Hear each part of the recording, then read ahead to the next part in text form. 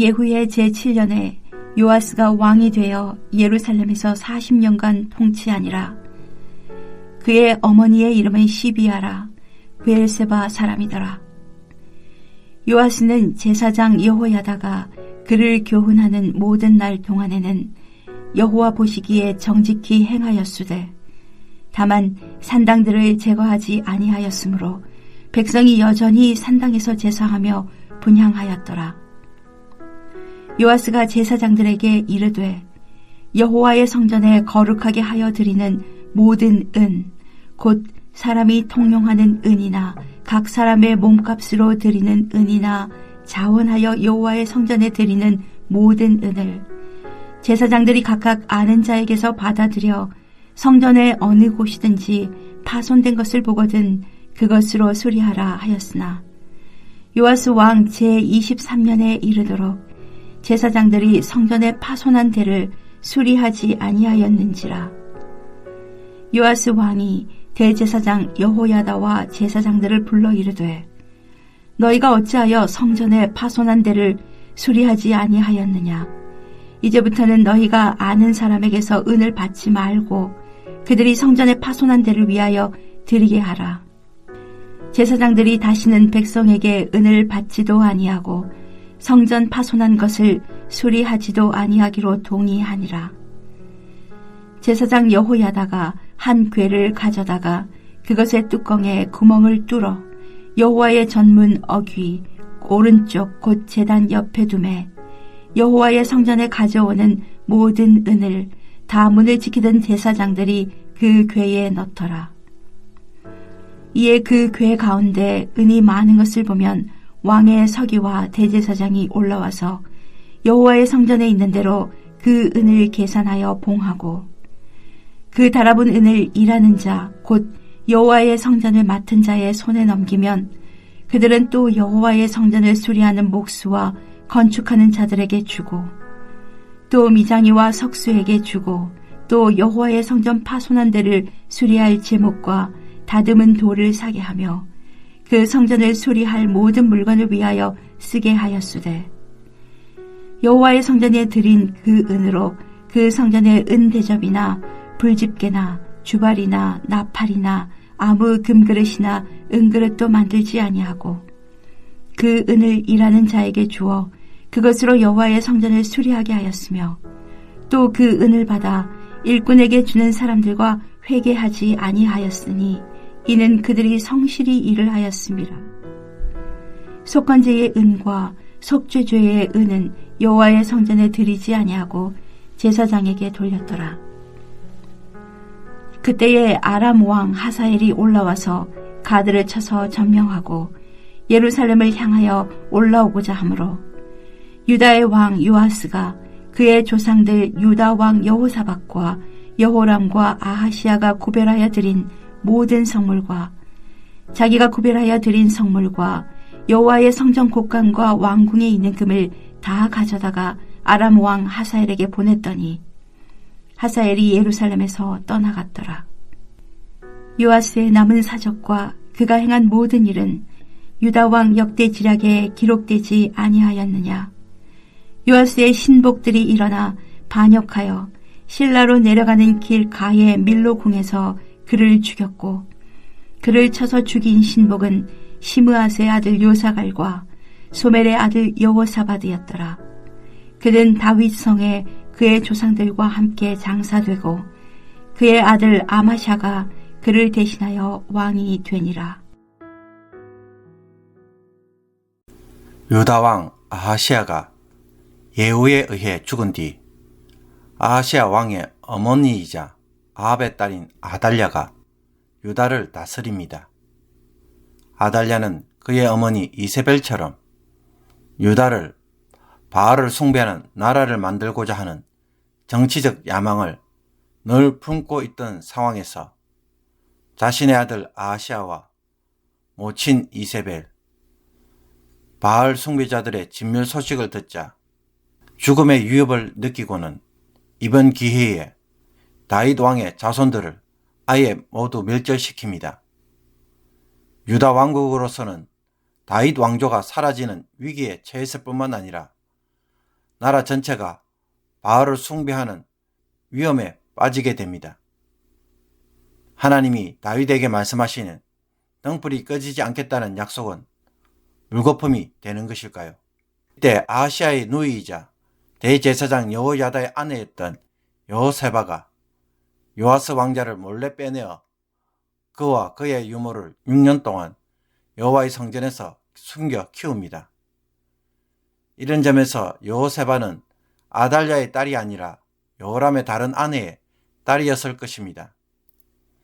아달랴 제7년에 제사장 여호야다는 안식일에 7살 요아스를 유다의 왕으로 세우려고 반역을 도모합니다. 그는 다윗 왕조에 충성했던 가리사람 백부장들, 호위병의 백부장들, 레위인들, 가문의 지도자인 이스라엘 족장들과 함께 성전에서 언약을 맺고 무장한 군사들을 왕궁과 성전에 배치한 후 요아스 왕자를 데리고 나와서 성전에서 기름 부어 왕으로 선포합니다.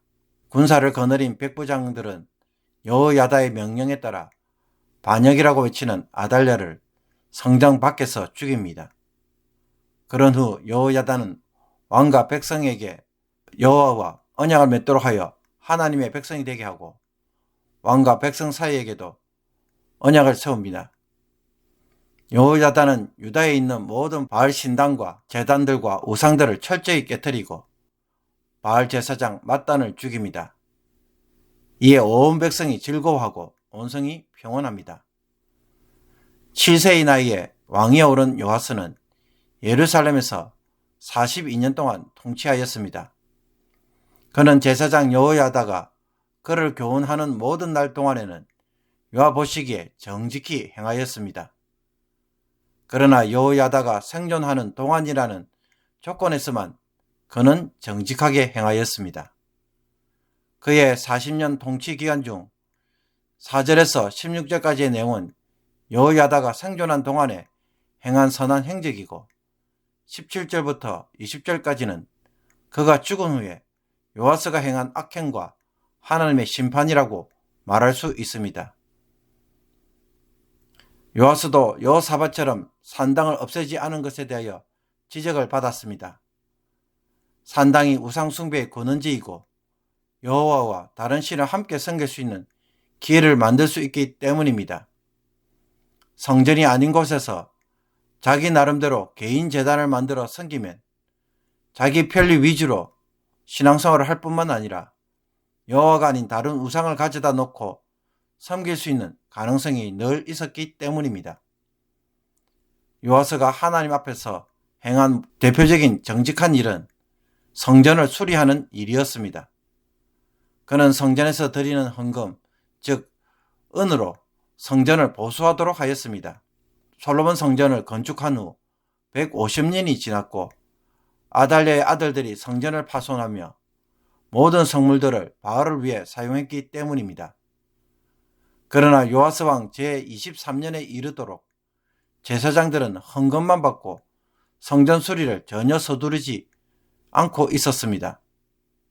그래서 요아스는 제사장들이 헌금 수거 및 성전 수리를 하지 않고 백성들이 직접 헌금을 내도록 해서 수리를 전문적으로 하는 자들이 공사를 전담하도록 했습니다. 이런 왕의 책망에 제사장들이 모두 동의를 합니다.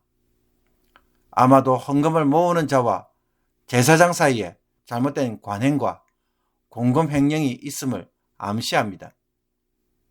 여호야다는 구멍이 뚫린 덮개를 한 헌금함을 성전 입구 오른쪽, 즉 제단 옆에 두어서 백성들이 헌금을 가져오면 문을 지키는 제사장들이 그것을 받아 함에 바로 넣었습니다.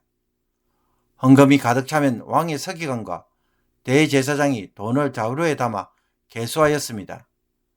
이렇게 충분한 돈이 모이면 성전 수리 감독자에게 주어서 목수와 건축하는 자들, 미장이 석수에게 주고 필요한 제목과 다듬은 돌, 수리에 필요한 여러 물건을 구입하도록 했습니다. 건축하는 동안에 감독자들에게 준 돈은 일일이 회개하지 않았는데 그 이유는 그들이 정직하게 일하였기 때문입니다. 그리고 제사장들은 백성들이 바친 헌금 중에 속건제와 속죄제의 은만 제사장의 몫으로 취하였습니다. 이것이 요아스가 여호야다가 있는 동안 행한 대표적인 선한 일이었습니다. 그러나 17절과 18절에 소개된 아람왕 하사엘의 침입은 요아스의 악행에 대한 하나님의 징벌이었습니다. 역대하 24장에 따르면 여호야다가 죽자 요아스는 유다 방백들의 말을 듣고는 여호와의 전을 버리고 아세라 목상과 우상을 섬겼다고 고발합니다. 하나님이 선지자를 보내어 다시 돌아오도록 하였지만 왕과 신하들은 그 경고를 귀담아 듣지 않았고 심지어 성령에 감동받은 제사장 여호야다의 아들 스가랴가 그들을 책망하자 도리어 그를 성전뜰 안에서 돌로 쳐 죽이는 죄를 저지릅니다. 이에 하나님은 작은 규모의 아람 군대에게 요아스의 큰 군대를 넘겨줍니다. 하사엘은 블레셋의 가드를 함락시킨 후 예루살렘을 공격하려고 했습니다. 이것을 막기 위해 요아스는 막대한 조공을 바치므로 하사엘이 예루살렘에서 철수를 합니다. 이 전쟁에서 요아스는 크게 부상을 당해 적군에 버려져서 밀로 궁에서 머물고 있을 때 그는 요아스의 두 신하 요사갈과 여호사밧에 의해 살해됩니다. 이들의 암살은 왕권을 찬탈하려는 것이 아니라 요아스가 여호야다의 아들을 죽인 것에 대한 보복이었습니다. 요아스는 다윗성에 장사되었지만 왕들의 묘실에는 장사될 수는 없었습니다. 그의 아들 아마샤가 그를 대신하여 왕이 됩니다. 본문에서 보듯 요아스 왕은 처음과 끝이 다른 왕이었습니다. 그는 아달랴의 학살 속에서 기적적으로 생존해 은혜로 왕이 되었으며 제사장 여호야다를 통해 정직하게 행한 왕으로 시작하였습니다. 그러나 안타깝게도 여호야다가 죽자 그는 우상을 섬기는 일을 했고 여호야다의 아들을 죽이는 일을 서슴지 않으므로 여호야다의 은혜를 원수로 갚았습니다. 이런 요아스에게 그 역시도 어떤 죽음을 맞이합니까? 자신의 두 신복의 배신으로 최후를 맞이합니다.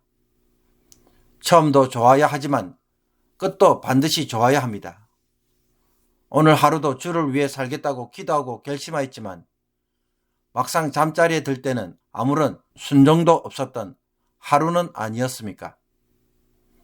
말씀 묵상을 하다 보면 말씀 묵상으로 시작하면서도 순종으로 전혀 끝맺지 못하는 경우가 많이 있습니다. 그러므로 다시 한번 작은 일이라도 내가 할 수 있는 일을 두고 순종하는 습관을 가지는 말씀 묵상이 되기를 원합니다. 묵상을 통해 오늘 어떤 것을 순종하겠다고 아침에 적고 저녁에 그것을 확인하고 표시하는 습관을 당분간 해보시기를 바랍니다. 하나님은 우리가 대단한 것을 하기를 기대하시는 것이 아니라 작고 사소한 것이라도 순종하는 자를 기뻐하십니다. 그런 사람은 하나님의 말씀을 무시하는 자가 아니라 하나님을 경외하는 자의 모습이기 때문입니다. 요아스는 7살의 나이로 왕위에 올랐기에 어릴 때부터 누군가를 의존하는 것이 몸에 배었을 것입니다. 그래서 여호야다가 살아있는 동안에는 그를 늘 의지하였기에 그의 말에 귀를 기울였을 것입니다. 그러나 여호야다가 죽자 그는 역대하 24장 17절 18절의 말씀처럼 유다 방백들이 와서 왕에게 절하며 왕이 그들의 말을 듣고 그의 조상들의 하나님 여호와의 전을 버리고 아세라 목상과 우상을 섬겼으므로 그 죄로 말미암아 진노가 유다와 예루살렘에 임하니라. 자기 곁에 있는 유다 방백의 말을 따라간 것입니다. 사람은 평소 자기 옆에 누구를 두느냐에 따라 영향을 입습니다. 신앙생활을 하면서 우리도 세상적 방식에 길들여지도록 하는 것에 가까이 하다 보면 나도 얼마든지 주님으로부터 멀어질 수가 있는 것입니다. 스마트폰을 통해 모든 것을 할 수 있는 세상에서 유튜브를 통해 어떤 영상을 자주 접하는가에 따라 우리의 신앙도 심각한 영향을 입을 수 있습니다. 나의 자녀도 말할 것도 없습니다. 그러므로 오늘 내 자녀가 어떤 것에 자주 접하고 있는지 묻고 오늘 이 말씀으로 서로 나누는 시간을 가져보기를 원합니다. 하나님의 말씀을 통해 주시는 경고에 귀를 기울이도록 하므로 요아서와 같은 결말을 경험하지 않도록 분명하게 가르쳐 주어야 할 것입니다. 다윗은 주의 말씀은 내 발의 등이요 내 길의 빛이니이다 라고 하면서 하나님의 말씀을 늘 가까이 하였습니다.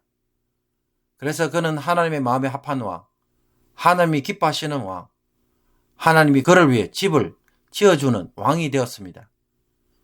나와 나의 자녀가 이런 복을 누리도록 하나님의 말씀을 가까이 하는 자녀로 꼭 삼도록 다시 한번 서로 격려해주는 복된 날이 되기를 주님의 이름으로 축복합니다.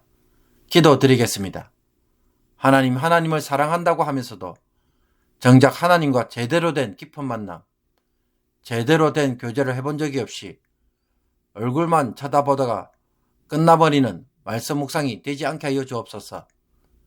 하나님의 말씀을 통해 하나님의 마음과 감정을 읽을 수 있는 자리까지 들어가게 하여 주옵소서. 하나님의 마음을 알기에 이제는 곁길로 가는 일이 없게 하시며 하나님의 마음을 알기에 한결같이 하나님이 원하시는 목적지에 이르도록 진실한 성도가 되게 하여 주옵소서. 많은 사람들이 처음에는 하나님을 찾지만 시간이 지남에 따라 각기 제 길로 가버리는 이 시대의 모습 속에서 끝까지 하나님 곁에 남아있는 한 사람이 되게 하여 주시옵소서. 예수 그리스도의 이름으로 기도하옵나이다. 아멘.